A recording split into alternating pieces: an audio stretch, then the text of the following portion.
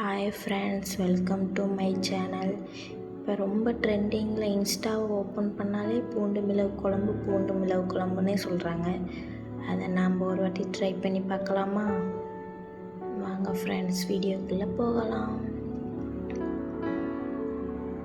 ஒரு கையளவு சாப்பாட்டரிசி, சோம்பு, வெந்தயம், சீரகம், ஒரு ஸ்பூன் மிளகு, இப்போ எல்லாத்தையும் நம்ம பொன்னிறமாக வறுத்து எடுத்துக்கலாம்.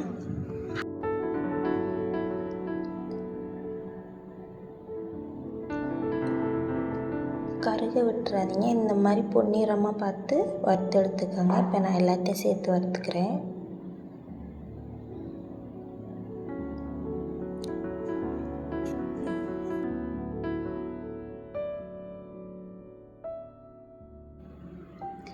இதோட மல்லி இருந்தால் கூட நீங்கள் மல்லியை வறுத்து எடுத்துக்கோங்க. நம்ம ஏற்கனவே மல்லி வறுத்து எப்போதுமே ஸ்டாக் வச்சுருப்பேன், நான் அதனால் அதை ஆட் பண்ணிக்கிறேன். இப்போ நல்லெண்ணெய் தேவையான அளவு தாராளமாக எவ்வளோ நல்லெண்ணெய் வேணாலும் நம்ம சேர்த்துக்கலாம். நம்ம எவ்வளோ செய்கிறோமோ அதுக்கு தாராளமாக நல்லெண்ணெய் எடுத்துக்கோங்க. நான் இப்போ தாராளமாக நல்லெண்ணெய் எடுத்துக்கிறேன்.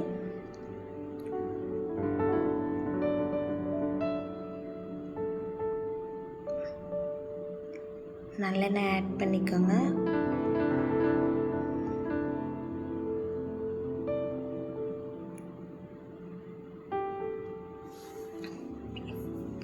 இப்போ வெந்தயம் ஒரு ஸ்பூன், கடுகு, சோம்பு எல்லாத்தையும் நம்ம சேர்த்துக்கிறோம். நல்லா பொரியட்டும். பொரிஞ்சதோட ஒரு 3 காஞ்ச மிளகாய் எடுத்துக்கோங்க. ஒரு கொத்து கருவேப்பிலை ஆட் பண்ணிக்கோங்க. ஒரு 20 பூண்டு பல், 10 வெங்காயம் சேர்த்து நான் வதக்கிக்கிறேன். அதோட ஒரு சின்ன தக்காளி ஒன்று எடுத்து ஆட் பண்ணிக்கிறேன். இப்போ நம்ம வறுத்தெடுத்தது எல்லாத்தையும் நம்ம மிக்ஸி ஜாரில் போட்டு பவுடர் பண்ணிக்கலாம்.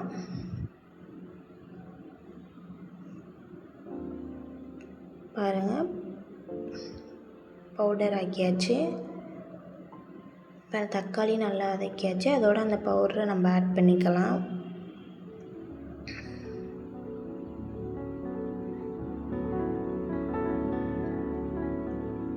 ஒரு ஸ்பூன் மிளகாய்த்தூள், 2 ஸ்பூன் மல்லித்தூள் சேர்த்துக்கோங்க. நான் சொன்னேன்னா அந்த மல்லி தான் அந்த தூள், வறுத்தெடுத்த மல்லித்தூள். இப்போ நல்லா எண்ணெயிலே பிரிஞ்சு மசாலா வந்துருச்சு பாருங்கள் நல்லா. இப்போ அதோட ஒரு தக்காளி அளவு புளி ஊற வச்சு புளி தண்ணி ஆட் பண்ணிக்கோங்க நல்லா. ஓகே ஃப்ரெண்ட்ஸ், இப்போ பாருங்கள், எண்ணெயில் நல்லா பிரிஞ்சு நல்லா சுண்டி வந்துருச்சு. நல்லாவே வத்திருச்சு பாருங்கள்.